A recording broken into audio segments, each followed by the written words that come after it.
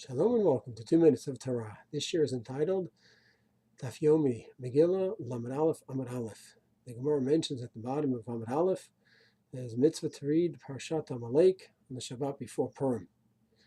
The question is, what exactly is the nature of the mitzvah of Parshat Amalaik? We all know that there's a mitzvah d'oraita to have Zechirat Amalaik every year. How is that fulfilled? Everyone assumes it's through Kriat Hatorah. The fact is, it's not simple at all. The Ramban in his Berachot Torah says that Kriat Hatorah is not midaraita; it is midrabanan. Rather, the way we fulfill the mitzvah of Zechirat Amalaik is by telling over to our children, literally Zechirat Amalaik. We discuss with them what they did to us, how they tried to destroy us, and we have to go ahead and destroy them and remember them until we destroy them.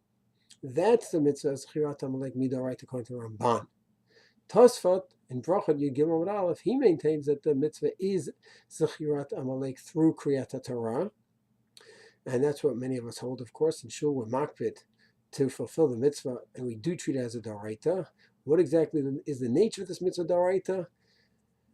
There's a machloket whether you need to have 10 Kriat Hatorah b'tzibur, is that d'oraita, or just Kriat Hatorah is the d'oraita, and the tzibur is not necessarily d'oraita. Another question is, what exactly is the zman?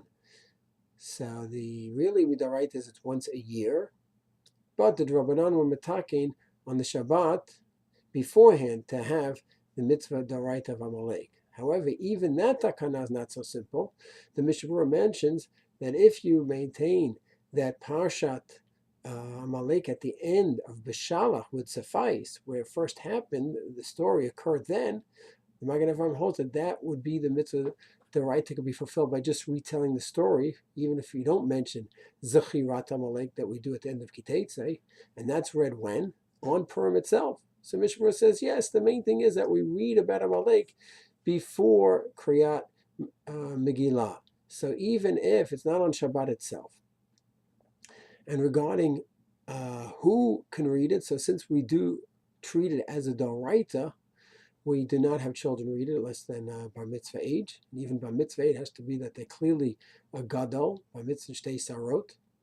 And even to get the Aliya, Rav Nevenzal mentions, they didn't get the Aliya, we're machmir not to give them the Aliya, because the bracha also, he is motzi the tzibur. So not only we're machmir on the Kriah Hatorah itself, but on the Berachot also. One final point is we take the parsha of Amalek so seriously, we treat it midaraita, a question whether women are chayiv in it. Rav Nevenzal has a very big chiddush, and it could be we should be even more makbid on Parshas Para, because some say that Amalek she's exempt from because she's not part of Mechiyat Amalek. That's the chinuch, and therefore she doesn't have Mechiyat Amalek. She doesn't have Zechirat Amalek.